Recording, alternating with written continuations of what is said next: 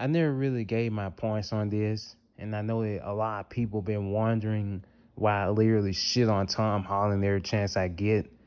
But hear me out. This is how it went. See, I watched Homecoming a very few amount of times, so I don't really remember everything about it. I watched Far From Home like, more than I watched Homecoming, and I just watched No Way Home. And I just want to say that all three of his movies to me weren't really good to me. Homecoming was boring to me. Far From Home seemed like it was going to be worse than Homecoming, but that final battle saved it. And No Way Home was just huge nostalgia bait. But anyway, I'm going to give my ratings for all of them. All right, for Homecoming gets a C minus. Far From Home gets a B minus, and No Way Home gets a C. Well, did I just rate Far From Home higher than No Way Home? All right, fuck those ratings. But yeah, let me give my actual thoughts about them.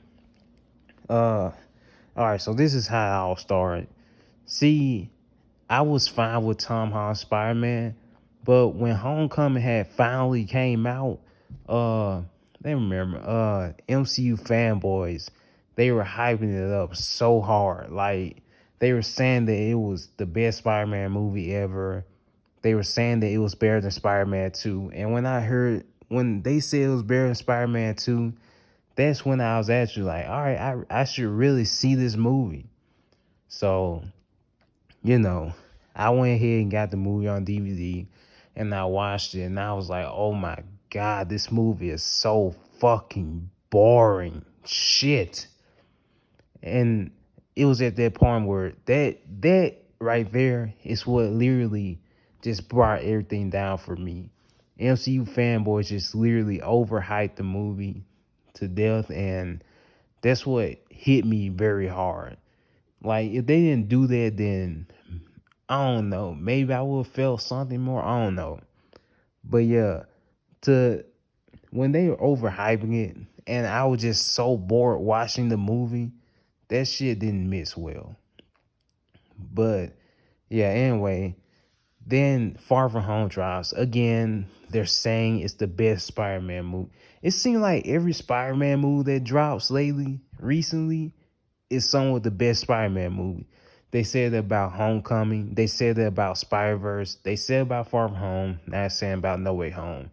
Does anybody, get that? But yeah, anyway, when I saw Far From Home, again, same shit.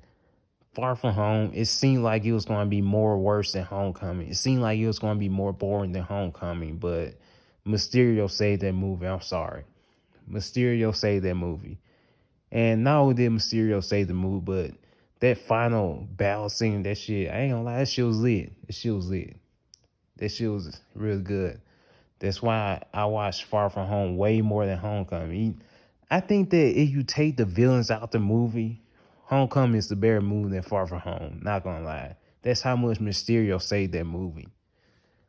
And then you got No Way Home.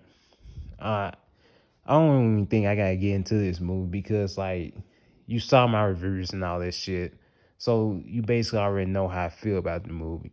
But long story short, the movie is overrated as hell. It's overhyped as hell. Nostalgia bait, but I like it more than the other two.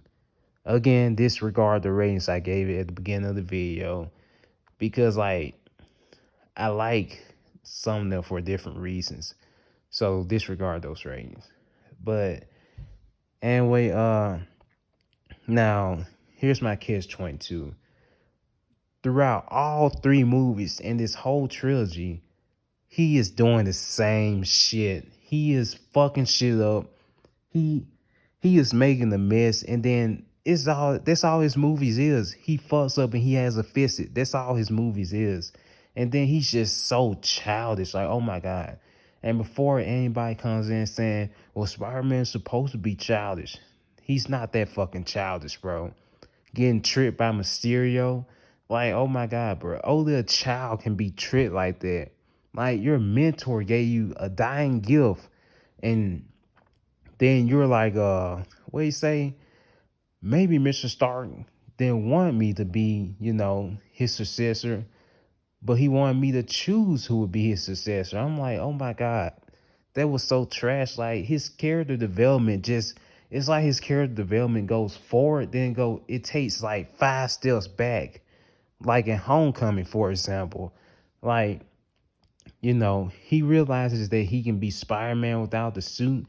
And then he gives you this false pretense that maybe he's going to be more, independent from Tony Stark and all that. Maybe he's not going to ask him for no more shit.